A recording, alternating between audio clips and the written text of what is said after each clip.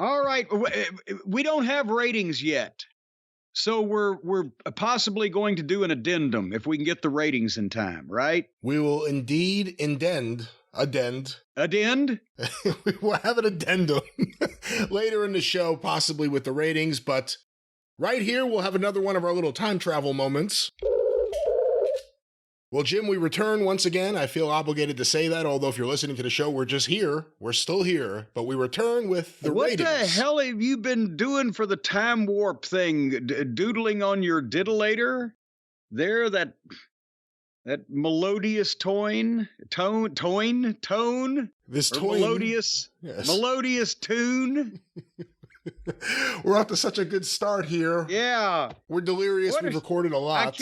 I can't wait to hear about these ratings. Tell me about the ratings. Has Thurston Howell III over there at WrestleNomics got the ratings now? Well, the ratings are up and they are around. And of course, the quarter hours that we'll talk about were compiled by Brandon Thurston. But the overall rating this week for AEW Dynamite, March 29th, 2023, 833,000 viewers. Ouch. That's down from last week, as I recall. These things fluctuate so greatly these days. And Jim, I have the quarter hours. Of course, the show began, as it always does, at 8 p.m. From 8 to 8:15 p.m., quarter one, Matt Hardy versus Jungle Jack Perry with picture-in-picture and the beginning of the MJF Live promo. 962,000 viewers. Ooh. Are people losing faith in the Big Bang Theory? Is the lead-in evaporating? Or are the Big Bangers, are they getting smart to what's going on and just bailing right at 8 o'clock? Have you ever tried to watch that show? Yes. Tried. Many times. I don't like any of those people. They're not endearing to me. I wish them ill. I root for their failure. Okay. I fart in their general direction. You took it right down to street level. But quarter two, 8:15 to 8:30 p.m., continuation of the MJF Jack Perry confrontation, Kenny Omega and Don Callis' backstage angle, and an advertising break, it says here. 881,000 viewers. Ouch. Okay, so right off the bat, another 81,000 people said sayonara. Quarter three, 8:30 to 8:45 p.m., the acclaimed Matt Menard Angelo Parker video. Yeah, how could that even be described as a video? It was like a montage of phone clips. Dalton Castle and the Boys versus the Blackpool Combat Club, Kenny Omega and Jeff Cobb video package, Hangman Adam Page and Don Callis getting beat up by the Blackpool Combat Club, and the beginning of Omega versus Cobb, 853,000 viewers. As a busy 15 minutes, and 28,000 more people got confused. Quarter four, 8:45 p.m. to 9 p.m., Kenny Omega versus Jeff Cobb continued with picture-in-picture and the post-match angle with the heel turn of Bryan Danielson. 835,000 viewers. Jesus, and another 18,000. So now we're down in the first hour. They've lost 127,000 by my calculations. The 9 o'clock hour, 9 to 9:15 p.m., quarter five, the Guns video package, and Orange Cassidy versus the Butcher with picture-in-picture, 847,000 viewers. So good old Pockets brought 12,000 people back into the fold. Good old Pockets. What a good puppy dog. Quarter six, 9:15 to 9:30 p.m., the finish of Pockets versus the Butcher, the post-match, Jade Cargill and the Baddies backstage promo. Oh, God, I fast-forwarded through that. That was all right. Looked like a police lineup. Other than Sterling being involved, it was all right. That's what made it look like a police lineup, with that fucking Weasley-looking shyster in there. Juice Robinson's backstage promo, And Ruby Soho. Oh, geez, I must have thought he was a commercial on Fast Forward. And Ruby Soho versus Willow Nightingale with picture-in-picture, 820,000 viewers. And 27,000 more left.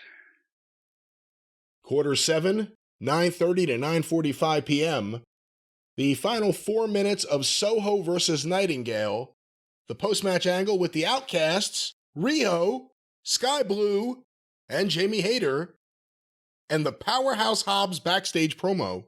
Yeah, but he was in a fucking dark closet, and he got like 20 seconds of comments to make. How can that even be a backstage promo? It's all right. No one saw it. 747,000 viewers. Oh, boy, howdy. There goes another rubber tree plant.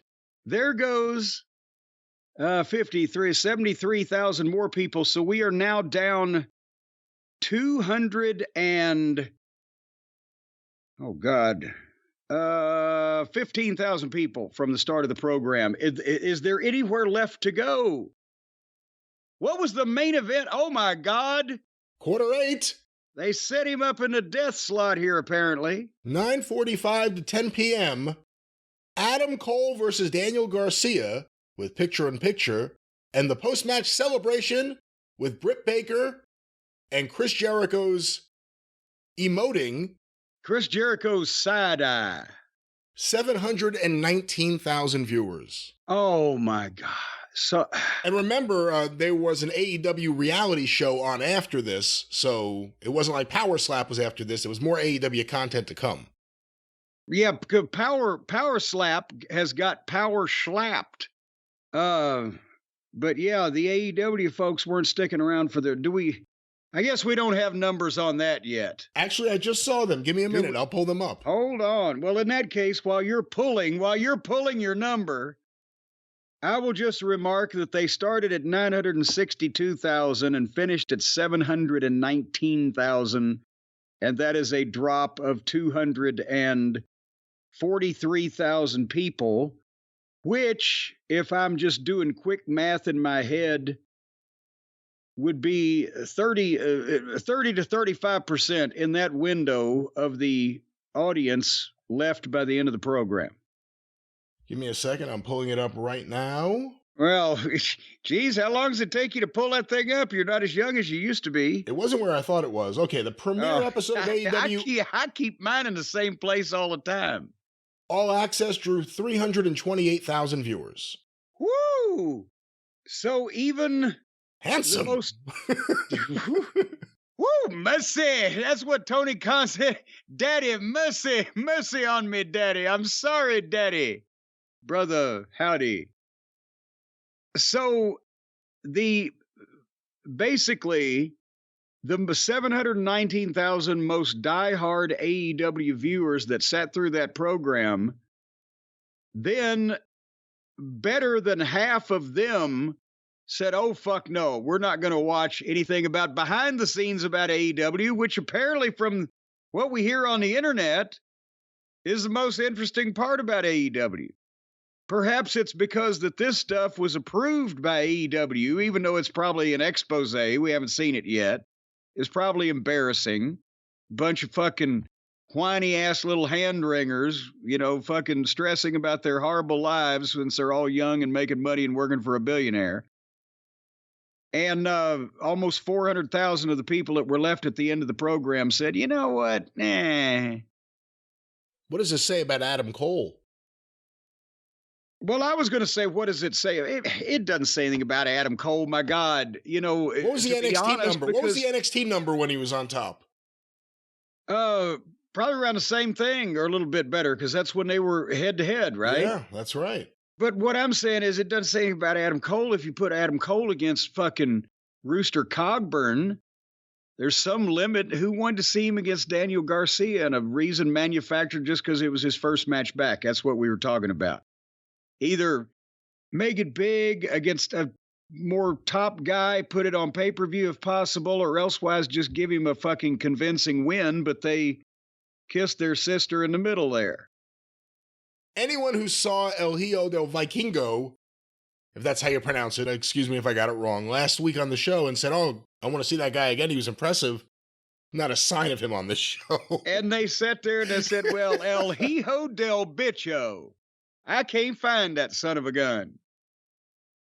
But anyway, so yeah, and then 328,000 is the overall number for the reality show. We can assume that it started high and ended lower just simply because now we're 10 to 11, right? Yeah, so we're 10 to 11. We're still we're fighting attrition of sleep at that point. So my God, they could have been the first wrestling promotion in history over a 3-hour block of their programming to lose 600,000 out of their 900,000 viewers. Amazing. Well, another banner week for AEW, and we'll be here to talk about it next time it happens. But let's get back. We'll be covering them like a fucking Undertaker, covering our latest handiwork.